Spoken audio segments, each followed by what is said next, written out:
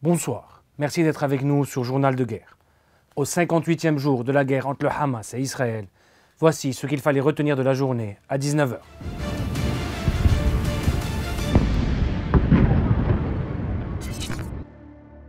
Nous commençons par la situation à la frontière libano-israélienne.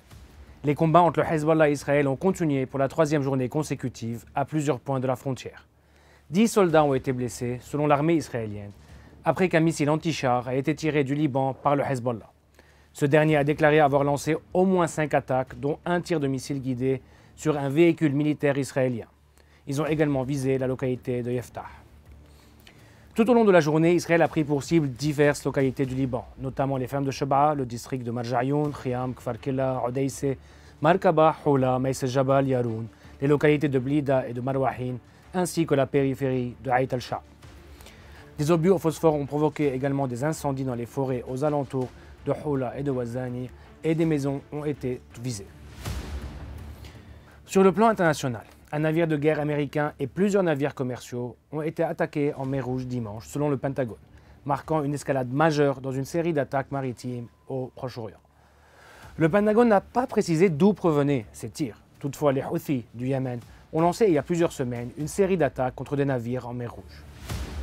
Le procureur général de la Cour pénale internationale, Karim Khan, s'est engagé dimanche à redoubler d'efforts pour enquêter sur les crimes de guerre présumés à l'issue d'une visite en Israël et dans les territoires palestiniens. Le pape François a déploré dimanche tant de souffrances à Gaza et a exhorté les parties concernées à conclure un nouvel accord de cessez-le-feu. Le ministère britannique de la Défense a confirmé que la Grande-Bretagne effectuerait des vols de surveillance au-dessus d'Israël et de Gaza pour, je cite, soutenir les opérations de sauvetage d'otages en cours. Le Premier ministre du Qatar, Cheikh Mohammed Ben Abdelrahman Al-Thani, a demandé l'ouverture immédiate d'une enquête internationale sur les crimes israéliens présumés à Gaza. Selon la chaîne Al Jazeera, M. Al-Thani a réaffirmé l'engagement du Qatar à faciliter une nouvelle trêve et à parvenir à un cessez-le-feu permanent à Gaza. Sur le terrain, dans la bande de Gaza, les combats entre Israël et le Hamas ont fait rage dimanche pour la troisième journée consécutive depuis l'expiration d'une trêve d'une semaine. Dans un résumé des activités publié dimanche par l'armée israélienne, celle-ci a déclaré qu'une frappe de drone avait, je cite, éliminé 5 militants du Hamas. En outre, des avions de chasse et des hélicoptères ont frappé, je cite, des tunnels, des centres de commandement et des installations de stockage d'armes, tandis que les forces navales ont frappé des navires liés au Hamas. Au moins une salve de roquettes a été tirée depuis Gaza vers Israël et a été interceptée par les systèmes de défense aérien, ont indiqué des journalistes de l'AFP, et une autre salve a été tirée depuis la Syrie ce matin. Le bilan humain depuis le début de la guerre à 19 h, heure de Beyrouth. Du côté israélien, le ministère des Affaires étrangères a officiellement fait état de 1200 morts, un chiffre constant depuis de nombreuses semaines.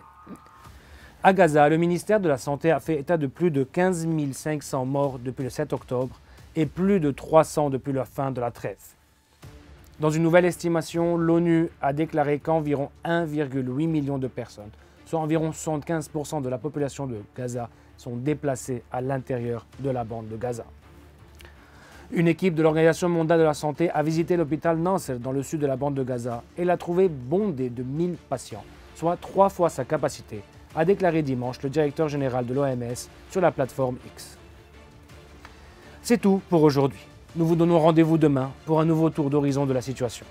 D'ici là, restez connectés sur notre site web www.icbeyrouth.com dans la section Guerre Israël-Hamas et sur nos plateformes sur les réseaux sociaux.